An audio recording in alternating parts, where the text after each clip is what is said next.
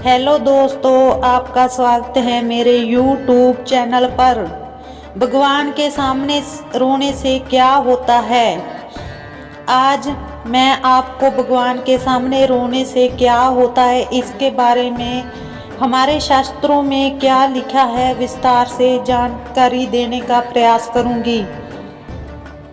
भगवान के सामने वही व्यक्ति रोता है जिसको भगवान पर पूर्ण विश्वास होता है, उसके साथ अच्छा होता है, तब भी वह रोता है, खुशी के आंसू जिसे कहते हैं। और यदि वह बहुत दुखी होता है तो भी वह रोता है।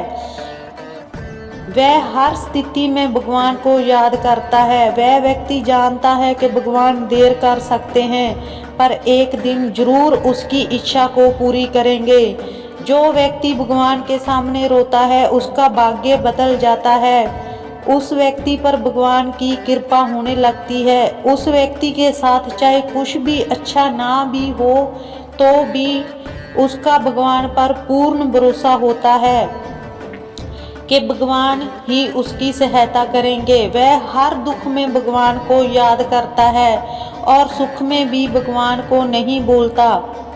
उस व्यक्ति का मन पवित्र होने लगता है और उसके अंदर अध्यात्म का विकास होने लगता है और उसका मन भगवान की भक्ति में लगने लगता है। जब कोई भी व्यक्ति भगवान के सामने जाता है तो उसका दुख दर्द वह भगवान को बताता है। हमारे मन की हर एक बात भगवान जरूर जानते हैं। वह अंतर्यामी है, उनसे कुछ नहीं छुपता है। जब किसी व्यक्ति को भगवान के पास जाते ही रोना आता है तो उसे यदि मुसीबतों से जल्दी बाहर निकलना है तो उसे भगवत गीता पढ़ना शुरू कर देना चाहिए, क्योंकि जब कोई दुखी व्यक्ति भगवत गीता पढ़ता है तो उसे बहुत जल्दी भगवान सही राह दिखा देंगे। अगर कोई विधि पूर्वक भगवत गीता पढ़ता है तो उसके जीवन में चमत्कार जरूर होता है। आप भगवान की स्तुति करें, वह आपके जीवन के बड़े से बड़े संकट को भी दूर कर देंगे। भगवान के सामने रोना चाहिए जहाँ नहीं। सनातन धर्म को मानने वाले प्रत्येक व्यक्ति का अंतिम लक्ष्य मोक्ष की प्राप्ति होता है। हर व्यक्ति चाहता है कि वह जीवित अवस्था में सारे सुख भोगे और मृत्यु के बाद उसे मोक्ष की प्राप्ति हो जाए और भौतिक सुख प्राप्त करने के लिए भगवान से प्रार्थना करना प्रारंभ कर देता है। वह चाहता है कि उसे दुनिया की सारी खुशियां मिल जाए, पर हर व्यक्ति को इस बात पर गौर करना चाहिए कि भगवान का ये फर्ज होता है कि अपने भक्त का पेट भर जाए। उनका ये फर्ज नहीं कि वह आपकी हर इच्छा पूरी करे। आपको यदि अपनी ढेर सारी इच्छाओं को पूरा करना है तो उसके अनुसार मेहनत भी करना पड़ेगी। भगवान ने भी इस धरती पर जन्म लिया और अनेक संघर्ष किए, इसलिए सभी व्यक्तियों को किस तरह जीवन जीना है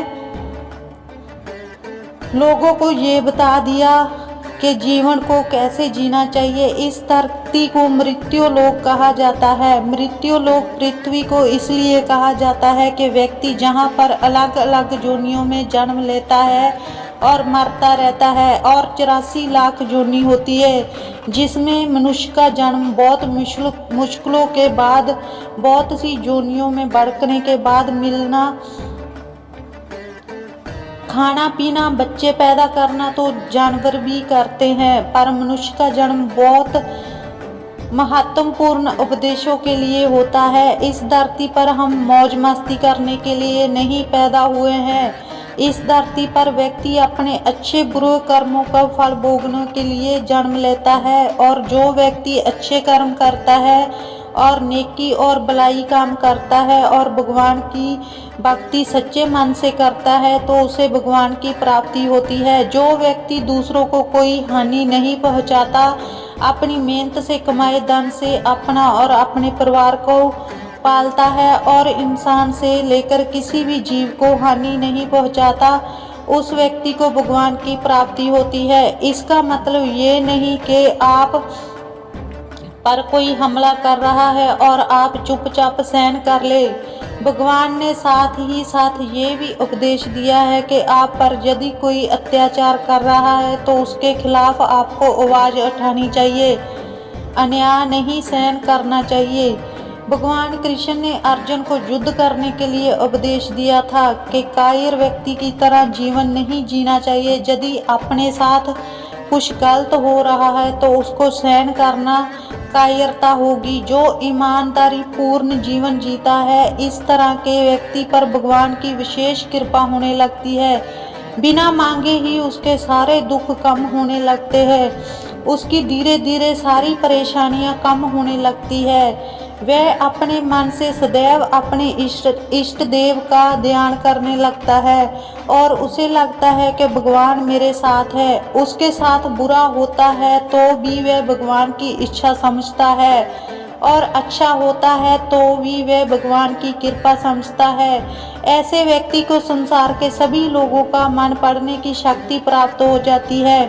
वह सही और गलत को आसानी से पहचान जाता है और उसका स्वभाव दूसरे लोगों की तुलना में बहुत ही अलग होता है। वह कभी किसी की बुराई नहीं करता, शांति प्रवर्तक और एक साधारण जीवन जीना पसंद करता है। वह भोग विलासित की ओर आकर्षित नहीं होता। वह सिर्फ जीवन जीने के लिए भगवान से इतना मांगता है कि उसका परिवार खुश रह सके। वह गलत तरीके से धन नहीं कमाने की सोचता। वह ईमानदारी का जीवन जीता है। छल कपट उसके मन में नहीं रहता। प्रत्येक व्यक्ति अपने इष्ट देव से प्रार्थना जरूर करता है और जब वह भगवान के मंदिर में जाता है या फिर भगवान की भक्ति करता है तो उसके मन में बहुत से अच्छे बुरे विचार आते हैं और वह अपने दुखों को याद करके अपने आंसुओं को रोक नहीं पाता है। वह भगवान के सामने रोने लगता है और ये संकेत बहुत ही शुभ होता है। आप अपने दुख भगवान को बता रहे हैं, क्योंकि यदि आप अपने दुख दूसरे लोगों को बताएंगे तो वह आपकी सहायता करने के बदले में आपसे कुछ भी मांग सकते हैं और आपको उसका जिंदगी भर एहसान मानना पड़ सकता है। दुख के समय भगवान ही आपकी सहायता करने के लिए किसी न किसी रूप में आपकी मदद करते हैं।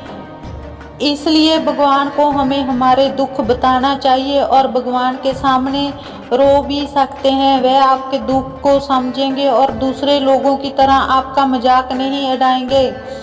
भगवान आपके दुखों को दूर करेंगे। आपके जीवन में कितनी भी बड़ी परेशानी आए, आप उसे भगवान को बताएं और सच्ची प्रार्थना करें तो आपको चमत्कार फायदे होंगे। तो दोस्तों, आपको मेरी ये वीडियो कैसी लगी आप कमेंट बॉक्स में ज़रूर बताना। अगर आप मेरे चैनल पर नए हो तो चैनल को ज़्यादा से ज़्यादा सब्सक्राइब करना, वीडियो को लाइक करना, शेयर करना। मिलते हैं अगली वीडियो में। आज की वीडियो में बस इतना ही। आप लोग अपना ध्यान रखना। हर हर महादेव।